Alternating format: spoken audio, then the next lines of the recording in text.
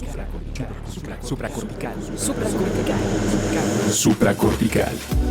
Supracortical. Tu mente, tu salud. Con el psiquiatra Rafa López.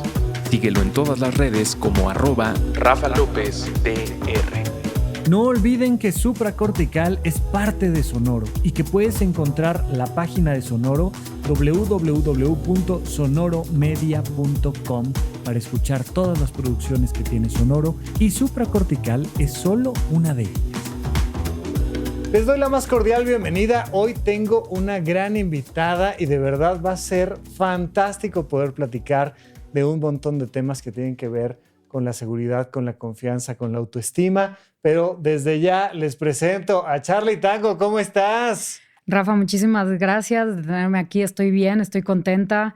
Es la primera vez que me toca platicar, ahora sí que, o más bien que alguien me entreviste o tocar este tipo de temas que parece mentira, pero están muy relacionados, la parte de la mente con lo que hacemos en defensa personal. Entonces va a estar interesante. Fíjate que para mí también es una cosa bien importante esto, porque nada más dándote un poco de contexto, constantemente me dicen, bueno, pero es que ¿qué tengo que hacer para sentirme mentalmente bien, para mejorar la calidad de mi vida? Y le digo, mira, es bien fácil. Tienes que estar en lugares, en situaciones, con personas que te hagan sentir querida y segura. Y de ahí te quiero hacer una pregunta concretita y vámonos al estilo del psicoanálisis hasta atrás. ¿Quién te hacía sentir en tu infancia querida y segura? Ay, es una pregunta bastante difícil porque mi infancia fue una infancia muy bonita hasta una edad en donde como familia pasamos por un evento en donde perdimos un hermano, fallece un hermano cuando yo tengo 9 años y eso cambia el rumbo de mi infancia. Yo te podría decir que alguien que siempre buscó mi felicidad fue papá y mamá.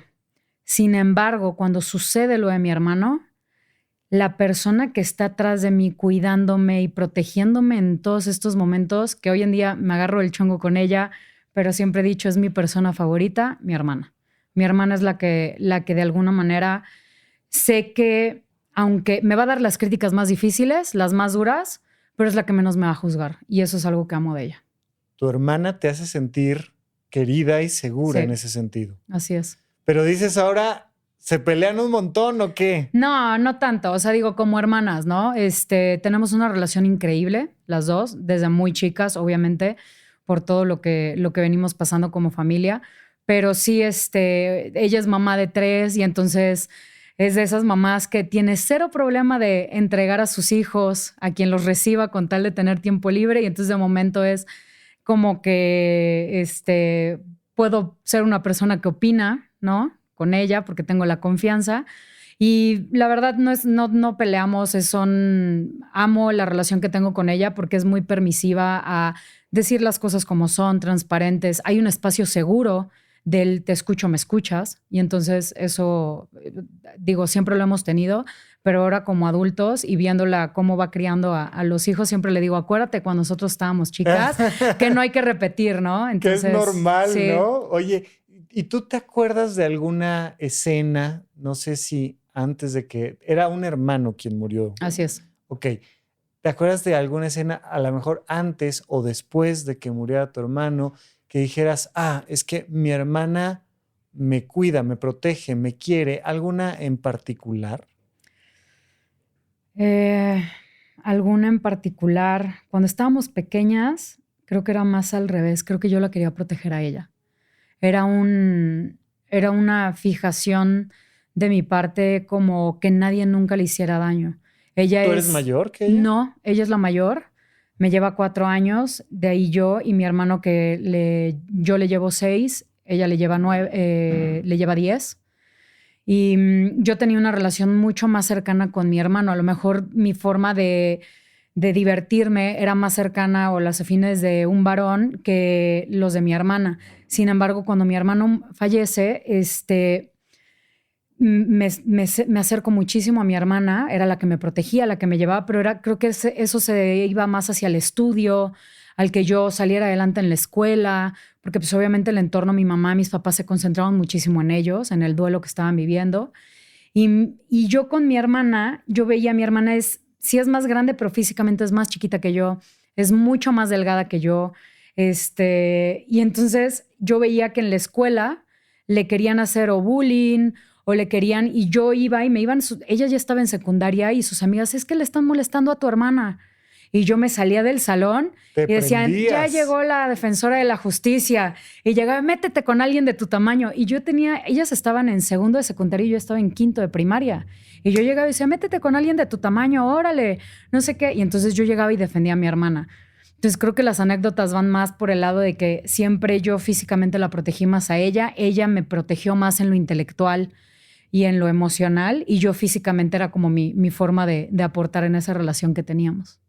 Pero también tenemos un mundo intelectual y emocional, y entonces a veces sentirse cuidada, sentirse segura, sentirse protegida, a veces viene desde ese otro lado, desde saber que hay alguien ahí a quien le puedo pedir su opinión o pedir un apoyo o pedir ¿no? En ese sentido, ella te hacía sentir a ti segura. Sí, la verdad es que sí, siempre se mantuvo una relación de muchísimo respeto, muchísima comunicación entre las dos, y puedo decir que es mutuo. O sea, me encanta saber que mi hermana también sabe que en el momento en el que tiene que desfogarse para soltar, como a veces queremos hablar nada más por soltar y como que no cargarlo internamente, me encanta que ella sepa que nos podemos sentar, una cerveza, dime todo lo que pasa, que la voy a escuchar y que soy su espacio seguro. En esta infancia que me dices pasaron por este proceso difícil con el tema de la pérdida de tu hermano, en este momento tú dejaste de sentirte también segura. ¿Cuándo fue cuando tú dices, aquí conocí la otra parte, que es no sentirme segura, no sentirme querida? Ay, Rafa, entras directo a los puntos. Soy psiquiatra y normalmente en una hora hay que llegar al punto. No, me doy cuenta. Definitivamente mi vida cambia completamente, porque pues, al final de cuentas para mí en ese momento no era la pérdida yo no entendía más bien la pérdida de mi hermano como tal. Yo simplemente lo extrañaba, ya no lo veía, ya no podía jugar con él. Pero lo que me cambió emocionalmente, internamente, en ese momento, fue ver que yo ya no podía interactuar de la misma manera con mis papás. Entonces, por supuesto que como hijas, nosotros estamos viviendo este duelo en familia, que hoy en día a veces mi mamá me pide perdón por no haber atendido a la familia en ese momento, pero yo le digo, perdóname por no haberte entendido, por el duelo tan grande que como madre estabas pasando. Sí. Y a mí internamente sí me cambia, porque pues al final de cuentas mamá y papá son los que necesitas en este entorno para sentirte seguro. Estás desarrollando apenas estas habilidades para dirigirte al mundo, y justo en esta primera etapa en donde empezaba yo ya como a interactuar más en otras actividades fuera de casa, ahí se pierde o pierdo este escudo, este eslabón tan grande para mí de poder sentir el apoyo moral de mis papás, y entonces me vuelvo una persona muy introvertida. Me convertí como mucho en mi mundo, muy callada, no quería, obviamente emocional, tú como doctor, psiquiatra lo sabes, cómo unos traumas pueden afectar incluso yo sentía que yo ya no podía hablar de mis emociones, que yo no podía estar más contenta que mi mamá, porque entonces, ¿cómo no? Y no podía estar más triste que mi mamá, porque ella era la mamá que había perdido al hijo. Entonces, como que no encontrar este equilibrio emocional en mí me causó muchísima inseguridad de poder interactuar, incluso relacionarme. Me costó mucho trabajo conforme crecía. No sabía realmente qué era lo correcto y qué no. Oye, me dejas pensando en una experiencia que no rara vez me ha tocado, que es ver a una pareja joven, que se embarazan por primera vez y que va más o menos bien el embarazo, y en algún punto del embarazo pierden al bebé, ¿no? Pierden a la bebé, Y entonces eso no rara vez trae la ruptura de la relación. Cuesta mucho trabajo. Estoy hablando de, no llegó al punto de el nacimiento, el primer cumpleaños, la Navidad, pero esta ruptura que se da de una ilusión, el duelo, cada quien lo maneja diferente. Sin embargo, acá ustedes ya eran 3. Sí. ¿Qué pasó? Si es que me lo quieres contar, me lo puedes contar. ¿Qué pasó con la pareja? Porque me cuentas y me cuentas con mucha claridad este tema de mamá no hablaba de sus emociones, yo no podía hablar de mis emociones, yo no sabía si estaba bien estar contenta, estar triste, sentir lo que estaba sintiendo, pero a la pareja, a tus papás, ¿cómo les fue? Mi papá fue un santo. Mi papá fue el que nos sacó adelante. Me ha tocado escuchar varias historias en donde cuando las familias pasan por situaciones así, el papá se vuelve alcohólico, se desprende de la familia, culpa. Mi papá jamás, nunca vi que mis papás jamás se culparan de algo por una falta de atención. Mi mamá se culpaba muchísimo por no haber prestado atención a detalles y mi papá le hizo siempre sentir que no tenía que ver con ellos, sino fue una decisión de Dios. Mi papá toda la vida fuimos creyentes, somos practicantes, y mi papá, a pesar de que creía, no iba tanto a la iglesia, y es a raíz de lo de mi hermano que él empieza a ir y retoma la iglesia, y logran ellos como familia aferrarse que hay cosas que como seres humanos no podemos explicar, y que cuando Dios dice hasta aquí, es hasta acá, y creo que fue la fe la que los permitió realmente el poder mantenerse como familia, pero no tengo ni la menor duda de que el que estuvo ahí luchando para que las cosas salieran adelante como familia, y fue, de verdad que es fuerte porque dices, qué acto tan cero egoísta, porque él se hizo un lado con tal de sacar a su esposa y a sus 2 hijas. Él nunca se volteó a ver. Esto que me cuentas, digo, es bien importante porque todos vamos pasando por experiencias y situaciones que muchas veces el trauma es que no sé dónde acomodarlo. Y lo que me cuentas es que tu familia en algún punto logró acomodar esta experiencia, esta pérdida en la religión, ¿no? En decir, pues Dios sabrá por qué haces las cosas, qué planes tiene, lo coloca ahí y esto les permite seguir adelante. Y me llama mucho la atención porque en algún punto tenemos que llegar hasta allá, pero me voy a aventar un arco largo ahorita. Cuando yo estaba pensando en esta conversación que íbamos a tener tú y yo, decía yo, es bien diferente, es muy paradójico, al menos desde lo que yo he aprendido platicando con un montón de personas, hombres y mujeres, y mis propias experiencias.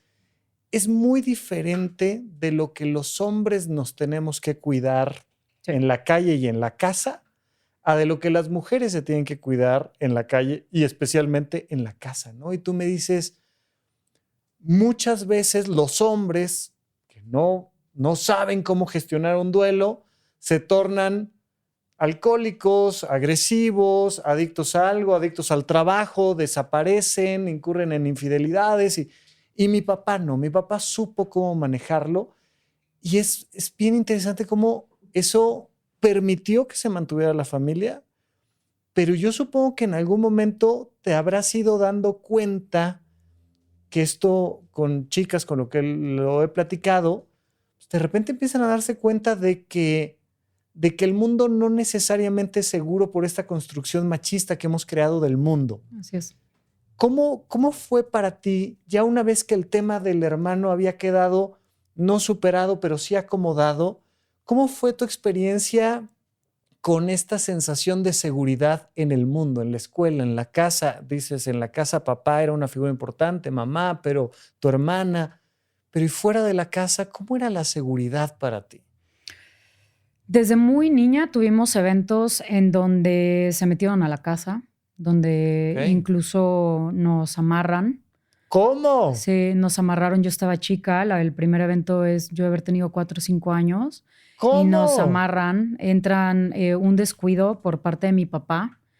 Y yo siempre, una de las cosas y esto sucede a nivel mente, psicología, nuestro sentido de supervivencia siempre te va a indicar que algo malo está por suceder, incluso cuando tú conscientemente sucede un medio segundo antes, un segundo antes de que tú incluso lo veas. ¿No? Esto ya, nuestro sentido de supervivencia ya está al tanto de que algo malo está por suceder. Y son estos momentos de instinto en donde hay que reaccionar. Y en este caso, la primera experiencia que tengo es escuchar a mi mamá diciendo, yo lo sabía que en el momento que venía entrando tu papá, la persona que venía atrás de él no era su amigo. Y en vez de yo hacer algo y reaccionar de una manera correcta, nada más me quedé paralizada. Y efectivamente, un segundo después entra un tipo atrás de mi papá y dice que ella nada más ve cómo se bajan eran unas medias que usaron y se meten, saca pistola, mete a mi papá y entonces deja la puerta abierta para que entren más. Creo que eran 4 personas. Órale. Y 2 de ellos nos amarran, bastante estratégicos. Te estoy hablando de que esto fue hace 33 años, 32 años. Estamos hablando, no sé qué tan profesionales, pero estamos hablando de algo premeditado, no fue una cosa... Mi mamá dice y asegura que era un judicial, era un policía, que porque posteriormente esto fue en Veracruz hace más de 30 años. Veracruz hoy en día es enorme, pero en aquel entonces y sobre todo en la zona donde vivíamos era una zona pues, pequeña, ¿no? O todo mundo se conocía. En Veracruz todo mundo nos conocemos. Y dice que ella le toca ver en una camioneta de policías vestidos con uniforme y todo, que ella desde que ve a los 2, 3 meses al policía, ella volvió a tener la misma sensación y dijo, estoy segura de que fue esta persona. O sea, su instinto totalmente. Su instinto total le dijo, es él, ¿no? Y sí, se veían personas preparadas para lo que iban a hacer. Nos amarraron, prendieron los climas para que se provocara como un tipo de ruido y en dado caso de que nosotros gritáramos o algo, los vecinos no pudieran escuchar tan fácil, pusieron música, nos encierran a todos en un cuarto, el más alejado de donde había otras casas. Y yo me quedo como muy inquieta, yo tenía 4 o 5 años, me quedo como muy inquieta y uno de ellos aprovecha a agarrarme de la mano, a desatarme y me agarra y me empieza a llevar por toda la casa. Mientras mi papá, mi mamá y mi hermana mi hermano en aquel entonces todavía no nacía, empieza a llevarme por toda la casa para agarrar las joyas, se robaron una camioneta, varias cositas, y estaban buscando, o sea, tuvieron mucho tiempo.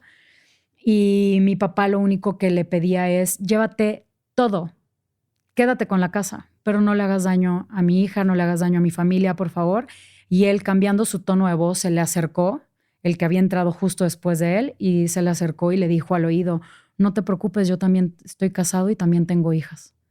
No le vamos a hacer daño. Dice mi papá que para él fue, o sea, impactante. Y yo, después de que pasa este evento, yo jugaba. Mi mamá estaba traumada porque habían pasado ya semanas, ¿sí? Y para mí era, vamos a jugar, mamá, voy a jugar a que te amarro. Y mi mamá le entraba aquello, porque claro, el tipo que me llevaba a mí, me iba agarrando la mano mientras en la otra mano llevaba la pistola. Y los demás estaban, bueno, me acuerdo que un amigo de mi papá iba a comer ese día en la casa, también lo amarraron. Tocó el timbre minutos después de que ya nos tenían a nosotros amarrados, también lo amarran a él. Amarran a la señora que trabajaba con nosotros en la casa. O sea, estábamos todos amarrados ahí. No, y tú ibas y yo de jugaba rehén internamente. Sí, así es. En esa escena, ¿tú entendías el nivel de riesgo en el que estabas? No, ahí no. Ahí definitivamente no. Y volviendo a la pregunta de cómo vivo la seguridad, es precisamente, venimos sin malicia. Para mí en ese momento haber visto una persona que me llevaba desconocida con una pistola en la mano, para mí no significaba absolutamente nada, ni lo significó después. Ya pasando el tiempo, el sentido de protección de mis papás debido al trauma que ellos sí les impactó más, yo lo heredé. Como hijas, empiezas a heredar los miedos de los papás. El entorno influye en si ellos empezaban a tener una paranoia. Protege de esto, cuídate de esto, porque no vaya a pasar. Pues uno está sin malicia. ¿Qué pasa después? Llega el momento que empiezas, no sabes ni por qué, pero son los traumas heredados. Oye, esto me llama mucho la atención que lo menciones, porque yo cada vez escucho más y más esta idea de, no, es que ahora ya no podemos dejar salir a las niñas, a los niños a la calle, porque ahora las cosas son peligrosas. Siempre fue Antes así. podíamos salir a la calle y antes estábamos seguros y tú y yo más o menos somos de la misma generación. Siempre han pasado cosas. Toda la nada más vida han que pasado cosas. antes nos salíamos a la calle, ¿no? Y vivíamos en otra idea mental de la seguridad. Yo creo que lo que antes no se vivía tanto es el tema, existía muchísimo desde antaño, el tema de violencia intrafamiliar. La violencia también ha cambiado la forma en cómo la percibimos y cómo la vemos. Muchas veces lo que antes era un molestar de niños y jugar de niños, hoy es visto como bullying. Hasta cierto punto creo que hay un molestar juego que incluso es sano porque te empieza a ayudar a cómo te gestionas y cómo aprendes a controlar tus emociones ante lo que está sucediendo alrededor. Y la violencia también ha cambiado cómo la percibimos, cómo nos manejamos ante ella. La educación ha cambiado también, el machismo, el feminismo, todas estas cosas que vienen a salir hoy dentro de nuestra educación y cómo las vemos como la sociedad. Pero la violencia siempre ha estado. O sea, totalmente diferente, nada más va cambiando un poquito como de camino, cómo la queremos percibir. La violencia siempre ha estado. Sí, y un poco por eso te digo que es muy diferente. Yo probablemente la primera vez que escuché hablar de defensa personal, pues más bien eran como técnicas de artes marciales para una cosa diferente a hacer box o diferente a hacer lucha, pero era más o menos lo mismo. Era, si estás en la calle, ¿cómo nos agarramos a golpes? Y punto más. Pero precisamente quisiera yo atravesar para llegar hasta allá, en que tienes también una carrera muy sui generis en el sentido de que has hecho equitación, pero publicidad, pero cine, pero ¿qué pasó después? Insisto, ya una vez que la pérdida de tu hermano en la familia se había acomodado, ¿cuál es tu historia? Y digo, antes de Charlie Tango, cuando la vida era otra, ¿cómo se fue dando eso? Y de nuevo, como foco central el tema de dónde te sentías segura y dónde no. Creo que la red de apoyo que tenía yo desde muy chica caía mucho en las amistades. Fui a una escuela de monjas en donde toda la vida desde ¿Mixta? Solo mujeres. En donde desde primero de kinder hasta el último año de prepa éramos la misma generación.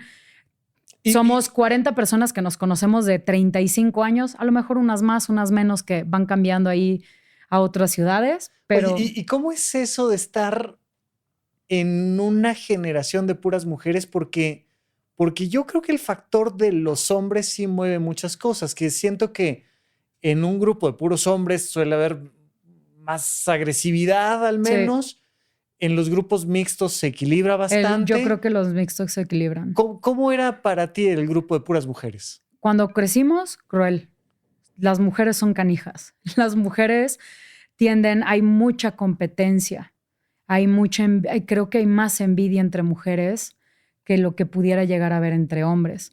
Y tengo amistades increíbles de mi generación, pero también tengo momentos en donde las mujeres con tal de fregarte eran pesadas. Y yo decía, oye, no, ahora lo pienso y digo, oye, qué pesadas, ¿no? Jugamos en el mismo equipo. Jugamos, sí, ¿no? Estamos del mismo lado, ¿no? Pero sí siento que para mí fue toda una experiencia estar solamente con mujeres, porque éramos traviesas también con con las monjas, las pobres. Sí, no, yo era de las traviesas.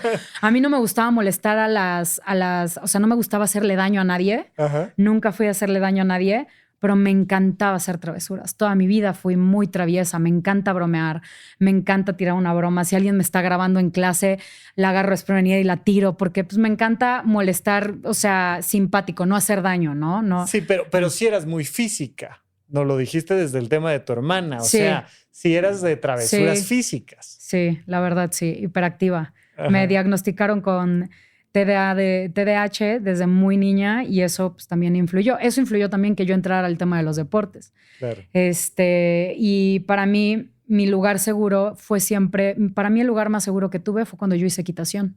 Fue el ambiente, el mundo de los caballos. Era donde yo podía ser, donde era el binomio con el caballo, era mi momento, era mi espacio para equilibrarme durante mi día, en donde yo sabía que no tenía que hablar y simplemente sentir y expresar para poder otra vez sentirme como yo. Oye, cuéntame de ese binomio. Yo no tengo mucha experiencia con los caballos, he estado en contacto con ellos pocas veces y son animales muy particulares, son muy grandotes. Sí. A mí no me hacen sentir seguro, es un animalote que siento yo que en cualquier movimiento me puede descontar por completo. Me siento mucho más cómodo incluso con perros agresivos, por ejemplo. Okay. Pero platicando con gente que está en contacto con el tema de los caballos, desde quienes los cuidan hasta quienes los montan y demás, pero hay esta referencia de que son emocionalmente muy sensibles y entonces responden mucho a las emociones de quien está con ellos y al mismo tiempo regulan las emociones de quien está con ellos. Sí. Las dos cosas. ¿Cómo fue esta sensación del binomio y cómo un caballo te hace sentir querida y segura? Yo empiezo equitación justo cuando fallece mi hermano. Empiezo con amistades que van de la escuela, que se presenta la oportunidad a una de mis compañeras de la generación. Su papá tenía un amigo y resulta, un amigo italiano, resulta acaba de llegar a México y dice, bueno, pues yo soy maestro de equitación.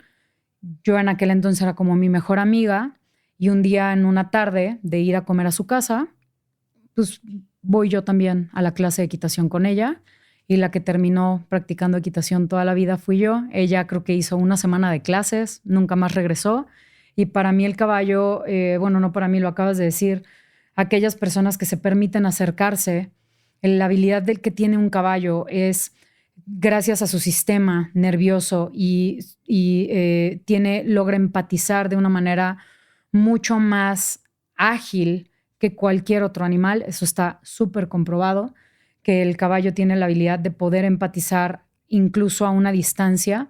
Y lo que hace el caballo, para mí, es convertirse en un espejo de lo que tú eres. Ahorita me mencionas que a lo mejor te da un poco de temor pararte y ya en automático, cuando me dices eso, incluso un caballo, para mí sería ¿qué tienes tú que a lo mejor te da miedo de ti mismo, de ser drástico, de ser impulsivo, de ser cambiante en algo que a lo mejor dices, ching, no voy a medir las consecuencias? Realmente el caballo tiene la habilidad de que tú espejes. Entonces, si tú percibes, tú permites que el caballo te dé esta información y esta información la vas a sentir, la vas a ver, la vas a palpar un poco con él, incluso en su vibración de la piel, su movimiento de orejas, y te permites realmente decir, ok, el caballo está reaccionando así, ¿qué no estoy escuchando de mí mismo? Y ahí es en donde se empieza a entrar en esta interacción, este binomio. Cuando yo me subo a los caballos, cuando yo empiezo esta relación con los caballos y la conozco y me permito hacer esto, había veces que yo llegaba súper tranquila y veía que el caballo estaba muy tranquilo y de la nada el caballo se ponía así. Cuando me daba cuenta por qué el caballo, cuando yo veía que el caballo reaccionaba así, yo decía, ¿qué pensé? ¿De qué me acordé? ¿Qué sentí? ¿Qué volvía a recordar que hizo que el caballo simplemente accionara lo que yo estaba en ese momento transmitiéndole? ¿Cuánto tiempo estuviste en contacto cercano con el mundo de los caballos? No sé si sigas hasta la fecha. Al día de hoy tengo todavía mis caballos. Al día de hoy tengo ya 2 caballos retirados. Y estuve desde que tengo desde que tuve 9 años, profesionalmente hasta competencia internacional hasta mis 28 y todavía hasta mis 30 llegué a seguir montando, ya no en competencia, pero sí fueron 22 años o sea, a ver, a nivel profesional, a nivel competitivo, internacional fuerte. Y siento que te dotó mucho de esta sensibilidad que hoy en día te ayuda. Te preguntaba yo cómo te fuiste enfrentando al mundo, cómo fuiste en tus diferentes vocaciones, carreras y cosas y exploración del mundo. Me dijiste, no, pues la primera vez que me amarraron traía yo la pistola, traía al lado. Y las siguientes, ¿dónde fueron estas otras experiencias donde dijiste, uy, ok, las compañeritas de la escuela pueden ser duras? Y luego, ¿qué otras experiencias de esta sensación de inseguridad fuiste viviendo? La que siento que más cambió mi vida fue a mis 18 y 19 años, precisamente en un concurso. Yo estaba viviendo en Italia. Pasábamos muchísimo tiempo en estos trailers en donde la mitad es camión de transporte para caballos y la otra mitad es el living, ¿no? Donde ahí duermes, donde ahí vives, y eran camiones. Cada fin de semana hacían fiestas, fiestas del jinete. Le llaman, los domingos hacían la fiesta del jinete porque el lunes normalmente es el día que descalza el caballo, descansa entonces el jinete. Y me tocó ver un ambiente muy pesado. Hay mucho dinero en el ambiente de los caballos y por consecuencia había mucho alcohol. Me tocó ver a mucha gente drogándose y caer como en un tema de descontrol de chavos jóvenes. Y eso provocó una situación en donde invadieron completamente mi integridad y mi espacio personal. Y una de las cosas que a mí me llamaba siempre la atención es, para ese entonces, yo ya era cinta negra de taekwondo. Yo empiezo taekwondo desde que tengo 5 años, desde muy pequeña, por mi problema de TDA, cuando me diagnostican. Yo hacía artes marciales y equitación, lo empiezo 4 años después, pero siempre lo hice a la par. Sin embargo, siendo cinta negra, fue... ¿Por qué si tenía yo técnicas no puse un alto? ¿Por qué si percibí, porque me di cuenta que algo malo estaba por pasar y que yo ya estaba incómoda, por qué me quedé en el estado de shock? Siempre fue el ¿por qué no? Entonces, y esto lo digo con todo el cuidado, lo digo como víctima. Yo no soy culpable de lo que me pasó. Como muchas mujeres, como muchas personas no son culpables de lo que pasa. Sin embargo, creo que sí somos responsables de lo que dejamos de hacer ante la situación de riesgo. Me pasa esta situación, entro en una depresión, subo de peso, llego a tener sobrepeso y de ahí regreso a vivir a México y de ahí, al poco tiempo de haber llegado a México, me agarran con mi papá, otra vez pistolas, nos asaltan, nos levantan. Mi papá es una persona que no ve y tiene una discapacidad visual, y una de las cosas que a mí me movió ya mucho fue, ok, yo si a mí en este momento ya no existo, pues no, pero mi papá no pude lidiar con el qué hubiera pasado si esa situación hubiera terminado peor y le daban un disparo, porque yo todavía, nos agarraron con la pistola, nos estaban moviendo la pistola, y yo todavía logré como desviar la pistola, batallar con la otra persona, y yo veía que mi papá no se daba cuenta que la otra persona lo estaba golpeando con una pistola en la mano. Entonces yo decía, en ese momento todo pasa tan lento y tan rápido al mismo tiempo, y yo decía, ¿y si se va un disparo? Yo lo único que quería era que los tipos se fueran, que agarraran lo que ellos querían y que se fueran. Ahí es en donde a mí me cambia el chip de no es la primera vez que como familia esto pasa. ¿Qué estamos haciendo mal? Yo ya no quería que a mí me volviera a pasar eso. A mi hermana le pasa una situación en donde la golpean, casi la matan 3 tipos.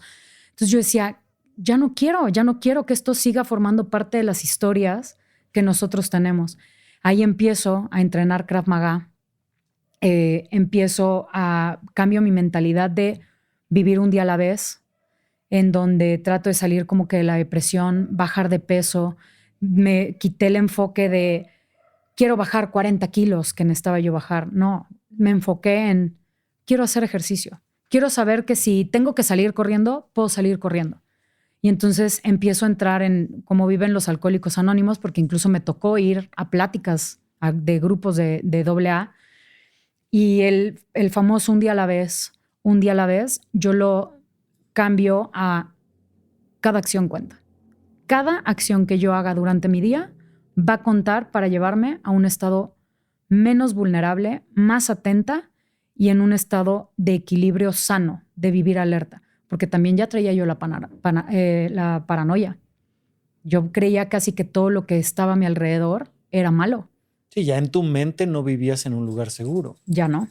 Entonces, a partir de ahí, empiezo a darme cuenta o empiezo tratando de encontrar las respuestas que yo necesitaba, porque si yo había tenido la parte física, no hice nada, estudiando, leyendo y aprendiendo lo más que podía, veo que la parte mental y emocional dentro de las situaciones de riesgo, como víctimas o víctimas potenciales, es tan importante como entrenar la parte física. Justo de eso quería yo como ahí hacerle un doble clic, porque lo mencionas muy bien, ¿no? Y entiendo todo el proceso psicológico que hubo detrás de acomodar correctamente la pregunta, ¿qué no hice yo bien? ¿No? Ujú. Que es compleja porque de principio es nada, no tenías que hacer nada, esto no tenía por qué pasar. Ok, pero pasó, ¿qué pude haber hecho? Tal.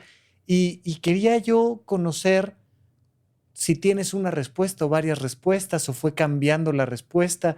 Pero cuando tú me vas contando la historia, así a grosso modo, y me dices, bueno, ¿por qué si yo era cinta negra no me pude defender? Y antes, unos segundos antes, me dices, pues había ahí mucho dinero. Bueno, el dinero es un poder que a veces puede más que la parte física. Así es. A veces es la distancia geográfica a casa, a veces es yo qué sé, pero cuando tú te haces esa pregunta de qué me faltó hacer, ¿qué respuestas has encontrado reales y genuinas en esa agresión de los 18 años?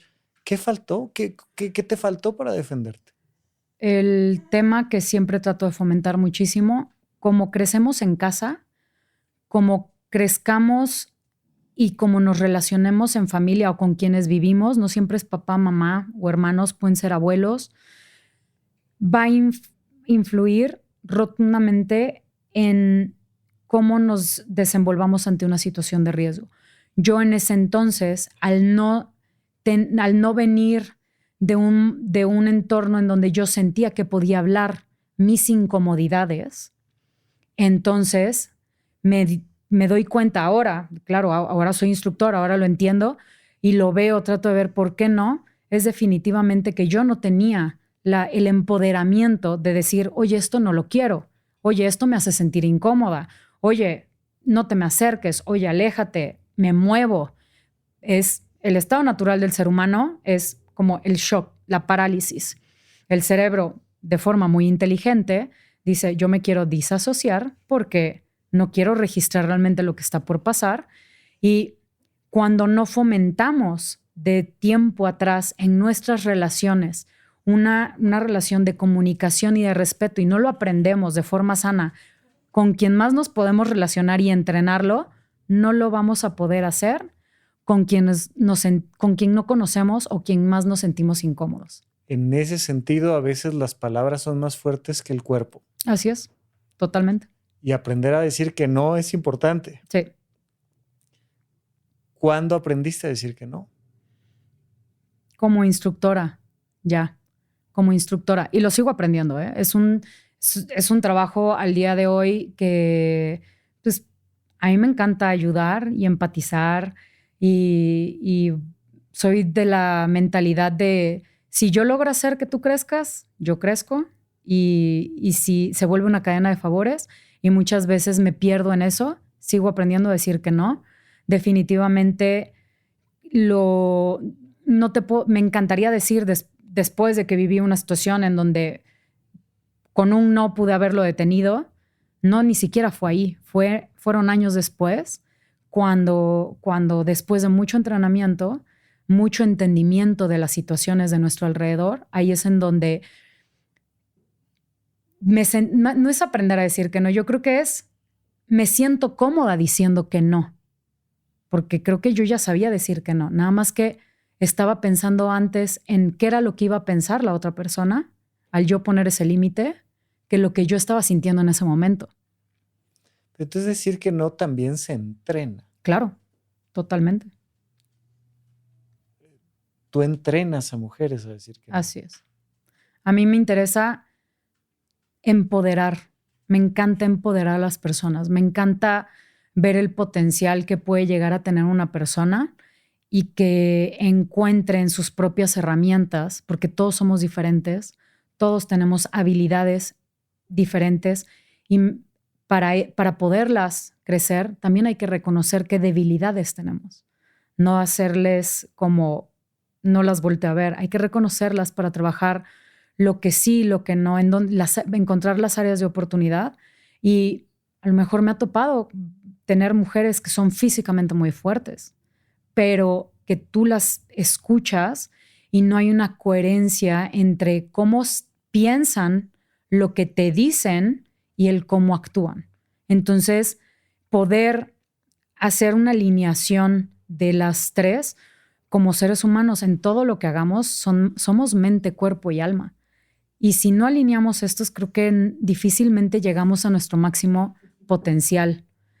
Y a mí me encanta hacer que las personas logren tener como que esta alineación de ellos mismos para qué es lo que tú quieres, qué es lo que tú necesitas para estar más cómodo. Hay gente que te dice, yo no quiero decir que no, yo simplemente me quiero mover. Ok, practiquemos en eso. Busquemos eso. ¿Qué herramientas tenemos? Con tu lenguaje corporal, con tu postura, con los movimientos de tus manos. Si alguien te toca, ¿cuáles son las técnicas correctas para poder yo estar en una posición más segura sin tener que decir que no? Y hay gente que me dice, no, yo no puedo ni tocar a alguien, ni puedo dejar que nadie me toque. Yo prefiero decirle, aléjate. Ok, practiquemos en frases que no grites, aléjate, no me toques, porque entonces elevarías a la otra persona a que se ponga en un estado de agresividad, sino practiquemos palabras y comandos que sean ejecutables en diferentes escenarios y que te mantengan en un estado de seguridad. Pero hay que encontrar en el entorno de cada quien, pero lo que a mí me encanta es empoderar. Y sí, ahora sí que el mayor seguimiento que tengo es de mujeres, pero para mí es cualquier ser humano que pueda yo encontrar algún área de oportunidad, siempre voy a estar atrás ahí como aplaudiendo y alentando a que se empoderen ellos mismos. Por supuesto, ¿no? Y algo que he platicado yo mucho aquí es que de repente me traen a adolescentes de, oye, levántale la autoestima. Le digo, no, eso no se hace en terapia, eso se hace jugando, eso se hace compitiendo, eso se hace estudiando, eso se hace de otra manera.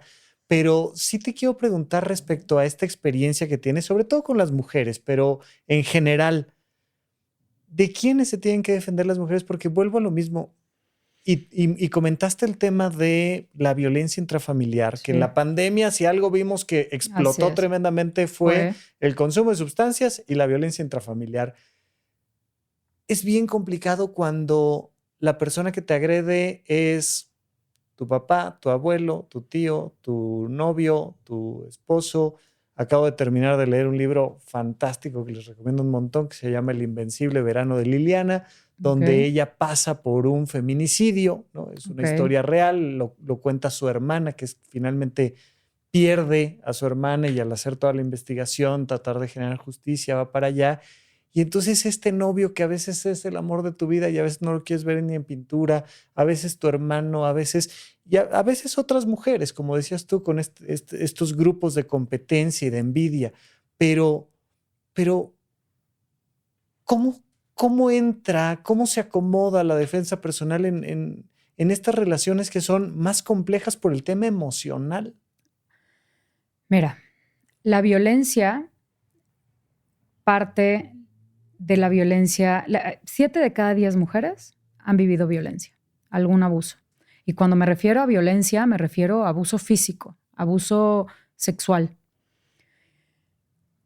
Los primeros violadores son papá. De ahí son hermanos.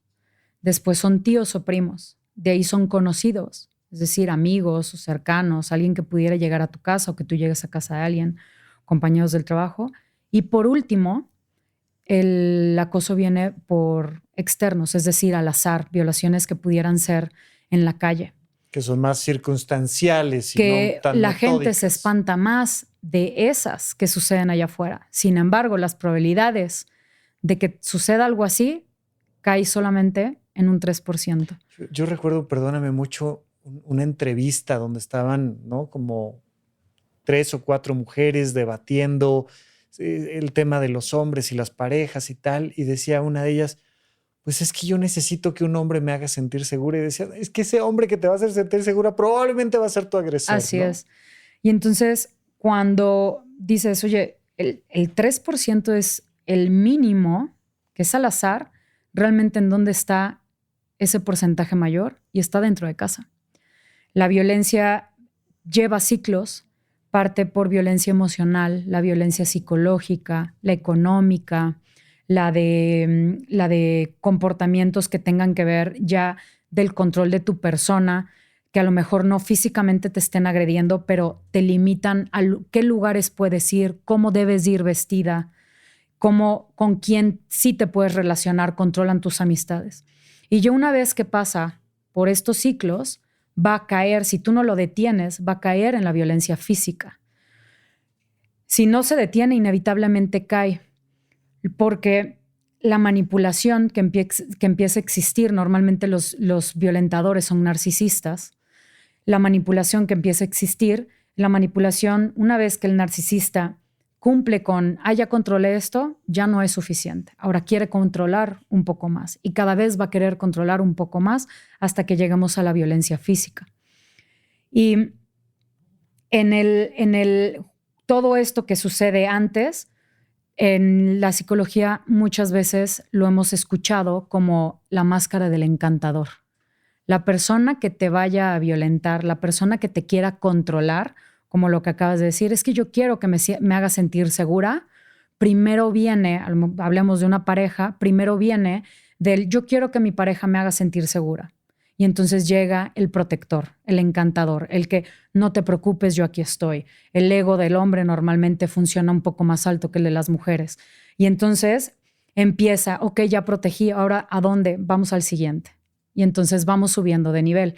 Al principio a la mujer es que me encanta y luego caemos como mujeres en es que lo está haciendo porque me quiere y lo está haciendo porque me protege. Sí, pero ya entraste en el juego de la manipulación. Eso ya no es protección. Y además nuestro discurso es, todo estaría bien si tú no te hubieras equivocado. Así es. ¿No? Si tú entendieras, si tú comprendieras. Sí, siempre es el otro. Sí. Yo lo hice porque... Claro. E incluso, y a mí eso, ya llevándolo a un tema drástico, incluso de golpes, es que tú me provocaste. Y escuchas, a mí me ha tocado escuchar a mujeres, alumnas mías, que me dicen, sí, pero es que yo tuve la culpa de que él me pegara. Y yo, ¿por qué? O sea, ¿cómo? Sí, porque yo le dije y entonces, perdón, pero, o sea, no. Desgraciadamente también en todo, o sea, en las relaciones que ya estamos hablando, donde existen, donde están estos patrones, esta forma de ser, siempre hay una víctima y siempre hay un victimario. Y para que funcione, tiene que haber una u otra. O sea, tienen que estar ambas. No puede estar nada más yo soy víctima, pero ¿víctima de quién? Siempre tiene que estar la otra persona y viceversa. Oye, y ya en todo esto que estamos platicando, ¿no? Justo antes de que nos pusieran en contacto y pudiéramos empezar a platicar, justo me salieron algunos videos tuyos. Estaba viendo ahí la cuenta de Charlie Tango. Decía yo, ¿quién es este personaje? O sea, ¿dónde surge como personaje Charlie Tango? ¿De dónde tomas el nombre? ¿Qué pasa ahí? Cuéntame esa historia. Ay, Dios, esa historia, creo que ya me tengo que inventar una, la verdad, algo que sea... que sea más para redes. Dices. Algo que cuando la gente lo escucha diga, wow, o sea, la realidad sale en aquel entonces. Bueno, yo había cerrado mis redes y quité mi nombre por temas de seguridad, ¿no? Cuando en aquel entonces yo tenía solo Facebook y entonces yo no quería que estuviera mi nombre por ningún lado y me quedé sin nombre en redes. Cuando vuelvo a abrir dije, oye, necesito algo que poner nombre y apellido, ¿no? Y ¿por qué no? Veo que mi hermana había comprado la novela de 50 sombras de Grey. Ok. En casa, voy un día de vacaciones. Yo en aquel entonces vivía en Italia. Voy de vacaciones y en la novela sale una escena del helicóptero donde el multimillonario choca y Charlie Tango. Y entonces te lo platican. Luego ya vi la película y yo decía, claro, el Charlie Tango viene del alfabeto aeronáutico para una buena comunicación. Sí, que es muy universal, ¿no? Que Alfa, es de Lotam, beta. Charlie, todos estos. Y entonces, Charlie, Tango, ¿dónde? Y entonces, ¿dónde está? Se perdió. Y entonces como que yo decía, wow, suena padre. Charlie es andrógino, siento que es mucho mi estilo, tiene nombre y apellido. Me meto a ver qué significaba Charlie, qué significaba Tango y es como la sincronía me encantó. Lo pongo. Yo lo puse realmente al azar. Esto te hablo de que esto fue creo que en el 2013 aproximadamente. Y bueno, yo ahí lo dejé. ¿Por qué no? Ahora, Charlie, ¿cómo estás? Tú eres Charlie Tango. Y digo, si yo hubiera sabido, a lo mejor, digo, y ya me encanta lo que significa Charlie, es el nombre de los líderes, que es para identificar quién es el líder dentro de un grupo militar. Creo que hoy en día me he convertido, no me gusta llamarme líder, me gusta más pensar que soy una guía para personas que necesitan encontrar camino. Tomate, tomato, ¿no? Es lo mismo, eres la líder, es la guía, sí. Y de ahí mismo he generado mi comunidad, he generado a mi tribu.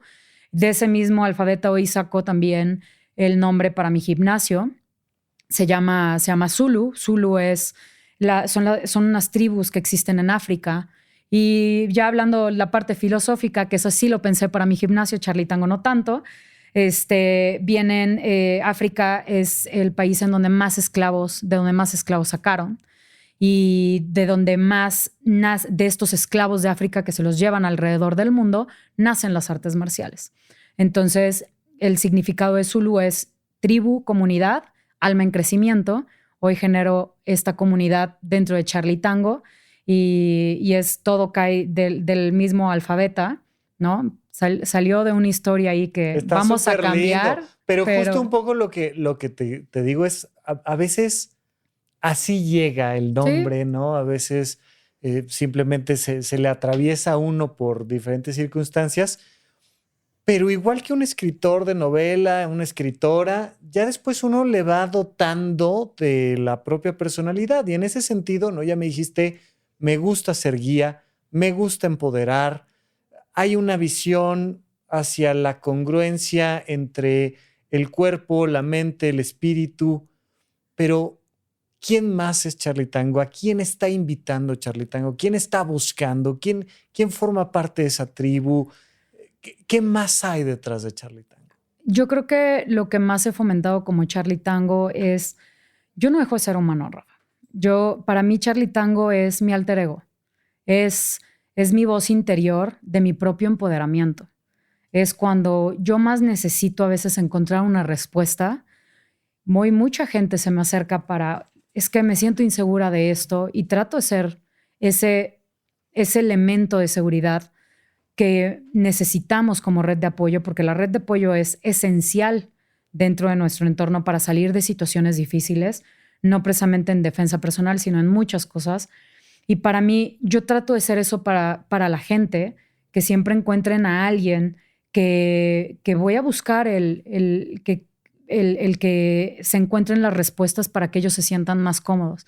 Sin embargo, como Natalia, Charlie Tango es este alter ego que muchas veces digo, cuando yo me siento insegura, cuando me siento decaída, cuando de momento pierdo la motivación, cuando pierdo la energía o de momento digo, ay, me hago las preguntas de por qué estoy haciendo esto, para qué realmente, a dónde quiero llegar. Siempre es cuando veo que me permito tener ahí mi momento de mi cafecito, mi velita, y es, ¿qué le diría? Si alguien se le acercara a Charlie Tango con estas dudas, ¿qué le diría? Y entonces el escuchar de cómo pensaría en esa respuesta para alguien más es como si a mí misma también me hablara, y para mí Charlie Tango es empoderamiento. Hoy de momento es como sacar mi capa, ¿no? Pero no vivo, siento que no vivo con la capa todo el tiempo, ¿no? O sea, No, y además te dejas contactar constantemente y cotidianamente con Natalia y de nuevo, es que, insisto, son experiencias vitales muy diferentes por la sociedad en la que estamos, de cómo los hombres vamos contactando con nosotros y descubriéndonos, y cómo las mujeres van viviendo un montón de experiencias, y desde N cantidad de cosas que nosotros no vivimos, como que no nos hablan directamente, o sea, a nosotros los hombres siempre es a los que nos dan la información, ¿no? Las mujeres hablan mucho a nosotros las mujeres, si hay un hombre presente, se dirigen al hombre, y estas cosas que son de experiencias muy particulares, y que entonces te toca vivir desde el lado más de Natalia, desde el lado más de Charlie, pero que siento que has encontrado esta manera de construir esta comunidad de mujeres que también buscan sentirse seguras entre ustedes. Sí. ¿Dónde das los talleres? ¿Cómo son los talleres? ¿Qué se vive en un taller? ¿Es nada más un taller de artes marciales? Ya dejaste muy claro que no, pero ¿cómo empezaste a construir esta idea de esta comunidad? Nunca me imaginé que yo iba a construir lo que hoy en día ya existe. Me siento súper agradecida porque la gente realmente lo toma para su vida de una manera bien bonita, muy bonita. Me han permitido, también siento que la gente me ha permitido entrar a su interior, a sus miedos más grandes, sus debilidades más grandes. Siento que entro a la casa, ¿no? De las personas, a la mente de las personas, y la comunidad se ha ido formando poco a poco. El empezar a fomentar desde yo no quiero volver a pasar esto, ayudar a mi mamá, ayudar a mi hermana. No dejo de ser también la hija de un papá muy protector, en donde él siempre dice, tú eres mi bebé y yo siempre te voy a proteger, no me importa si eres Charlie Tango Mango y me hace la broma, pero me dice, siempre te voy a proteger. Poco a poco se ha ido dando la comunidad, y empiezo dando clases en un lugar muy pequeño, muy chiquito. Se empiezan a dar las oportunidades de crecer como instructora, prepararme en otras áreas también de lo que es el fitness, el wellness. Y yo lo hacía con el afán de tener mayor información para los alumnos que se me acercaran. Empiezo a crear mis propios programas, mi manera como muy única de percibir el decir, oye, como víctima, yo ya sé cuáles son los factores también que existen en situaciones de riesgo, y claro que quiero hacer que las personas físicamente estén más fuertes, pero no puedo pasar desapercibido el hacerlas crecer a nivel emocional y mental. Y en el desarrollo de tantas cosas y de clases, creo programas. Ya tengo varios años dando estos seminarios, workshops, talleres que como la gente los conoce. Para mí son seminarios en donde veo la parte teórica, la parte práctica, y mi interés es que la gente entienda que las peleas llegan a un punto de peligrosidad alta por muchas cosas que no hice antes, por todo lo que no evité antes, que todos tenemos las herramientas del lenguaje corporal, nuestros tonos de voz, el cómo movernos sin tener que golpear a una persona para poder defenderme, el poder marcar estos límites energéticos, emocionales, verbales, etcétera, para poder, desde cómo estoy parada, y entonces evitar que una pelea, en vez de que se mantenga en una escala del 1 al 10 en un nivel 3 y evitar que siga escalando, pues vamos a reducir. Y entonces yo durante los seminarios, durante mis clases, te explico, te enseño un paso a paso de la técnica que estamos por ver, y una vez entendida la técnica, los pongo a practicar en parejas y luego hago dinámicas grupales. Las dinámicas en pareja normalmente es para que entendamos la parte física 100%, mientras que las dinámicas grupales siempre meto la parte emocional y la parte psicológica. Las pongo a girar con los ojos cerrados, a que pierdan un poco la visión periférica, a que pierdan el enfoque. Les meto factores de nerviosismo que no saben en qué momento las van a atacar, y siempre les digo, estás en un ambiente controlado y mira lo que está percibiendo tu cuerpo. ¿Por qué? Porque el cerebro no tiene la capacidad de darse cuenta que es un entrenamiento. El cerebro cree que está sucediendo real. Entonces, me gusta llevarlas como por esa historia durante ya sea una clase, un programa de entrenamiento o en este caso los seminarios. ¿Y qué actividades próximas tienes? ¿Dónde te pueden encontrar? Me encantará que platiquemos cuando guste. Estás invitadísima a regresar. Gracias. Porque además me quedó ahí pendiente, por ejemplo, entender todo el tema del peso, cómo te fuiste para arriba en el peso, cómo bajaste. Es toda otra historia que además cada vez más el mundo de la psicología y la psiquiatría dice, no, el peso no es un tema meramente de lo que comes. No. Tiene que ver con un montón de cosas más, ¿no? La relación con la comida, siempre digo. Claro, que es la relación con todo lo demás. Sí, claro. Pero ya tendremos oportunidad para otra plática, pero hoy en día, ¿hacia dónde te gustaría que una persona que te esté escuchando en este momento, una chica, un chico, no sé si un hombre tradicional de 25 años de edad dice, oye, yo también quiero sentir esto, yo me he sentido inseguro aquí y allá, también se vale, sí. ¿no? ¿Cuál es el punto de encuentro? ¿Cuál es tu red social más fuerte? ¿Dónde estás en comunicación? Cuéntanos un poquito de cuál es el llamado a la acción. En cuanto a redes, el lugar en donde más fácil van a poder contactarme es en Instagram. Estoy en TikTok, estoy en Facebook, ya hay videos en YouTube, etc. Sin embargo, en donde más me doy el tiempo para estar contestando es a través de Instagram. También creo que la plataforma me lo permite de una manera mucho más fácil y amigable. Sin embargo, hay gente que no está en mi ciudad, en Veracruz, en donde está el gimnasio, que pueden ir de manera presencial. Para el próximo año voy a estar lanzando ya este calendario en donde van a poder programarse incluso durante el año para ver cuántas veces voy a estar en México y en qué zona para que puedan asistir. Pero hoy con mucha alegría, honor, felicidad, porque creo que ha sido un trabajo de todo el 2025. Hoy por fin ya tengo la plataforma de Apple y de Android en donde pueden descargar mi aplicación. ¡Wow! ¡Qué maravilla! ¡Qué bueno que se llama! Charlie Tango. Okay. Charlie Tango. Ya la pueden descargar. Ahí ya están los programas totalmente estructurados para quienes quieren enfocarse un poquito a personas que son totalmente sedentarias y quieren empezar. Hay entrenamientos de 5 minutos, entrenamientos un poquito más intensivos, que se quieren dedicar únicamente a la parte del aprendizaje de defensa personal, parto con técnicas individuales, de ahí en conjunto de técnicas, escenarios, etcétera. Pero creo que hoy la parte más fácil que tendrían las personas para incluso moverse, entrenar a sus horarios y adaptarse sería a través de la plataforma de la aplicación.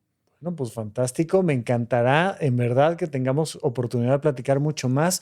Te agradezco muchísimo que hayas venido, Natalia. Un gusto. Charlie, fantástico. Gracias, Rafa. Felicidades por esta comunidad que estás Gracias armando. Y la verdad es que fue diferente esta plática. Me encantó. Me gusta mucho. Me llevaste ahí también por casi lloro, reírnos todo, pero te agradezco, verdad, la oportunidad de estar acá y cuando quieras, yo feliz de la vida. Muchísimas gracias. Pues bueno, no olviden, es importantísimo seguirla, conocer más. Ya la tendremos por acá en otra ocasión. Por lo pronto, me despido. Yo soy el Dr. Rafa López. Muchas gracias y hasta luego. Gracias por escuchar Supracortical. Yo soy el psiquiatra Rafa López y me interesa muchísimo conocer tu opinión sobre este episodio o cualquier otro que hayamos publicado. Recuerda que puedes encontrarme como @RafaLópezDR en todas las redes sociales.